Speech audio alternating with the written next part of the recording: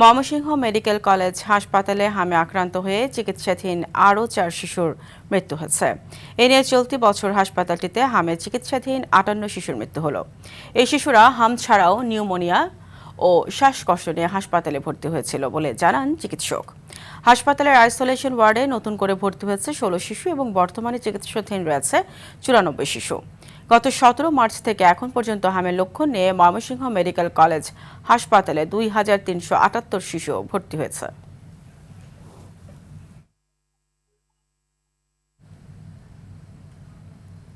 দর্শক, এই বিষয়ে আরও জানাতে ময়মনসিংহ মেডিকেল কলেজ হাসপাতাল থেকে সরাসরি যুক্ত হচ্ছেন সহকর্মী বিপ্লব বসাক।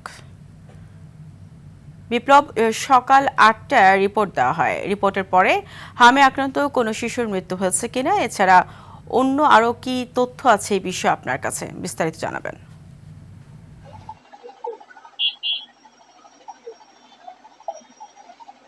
ফারিয়া, গত 24 ঘন্টায় কিন্তু ময়মনসিংহ মেডিকেল কলেজ হাসপাতালে হামে আক্রান্ত 4 শিশুর মৃত্যু হয়েছে।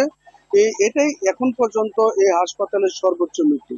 অর্থাৎ এর আগে কিন্তু 3 শিশু হামে আক্রান্ত হয়ে মারা গিয়েছিল।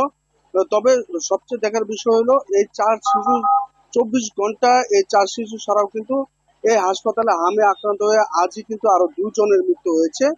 তবে প্রতিদিন সকাল 8টা থেকে পরের দিন সকাল 8টা পর্যন্ত 24 ঘন্টা গোনা হয় বলে এই শিশুগুলি সকাল 9টার পর অর্থাৎ 9টা থেকে 11টার মধ্যে মারা গিয়েছে, যার ফলে এটা পরদিন ঘোষণা করা হবে। তবে ময়মনসিংহ মেডিকেল কলেজ হাসপাতালে কিন্তু হাসপাতালে হামে আক্রান্ত রোগীর সংখ্যা দিনে দিনে বাড়ছে। এই হাসপাতালে এবং মৃত্যুর সংখ্যাও কিন্তু বেড়ে চলছে। এই পর্যন্ত কিন্তু এই হাসপাতালে এখন পর্যন্ত 58 জন শিশু হামে আক্রান্ত হয়ে মারা গেছে, এবং আজ যে 4 শিশু মারা গেছে এদের মধ্যে ময়মনসিংহের ভালুয়াঘাট এবং ফুলপুরের 2 জন এবং নেত্রকোনার কলমাকান্দার 1 জন। এবং বিপ্লব, আপনাকে ধন্যবাদ।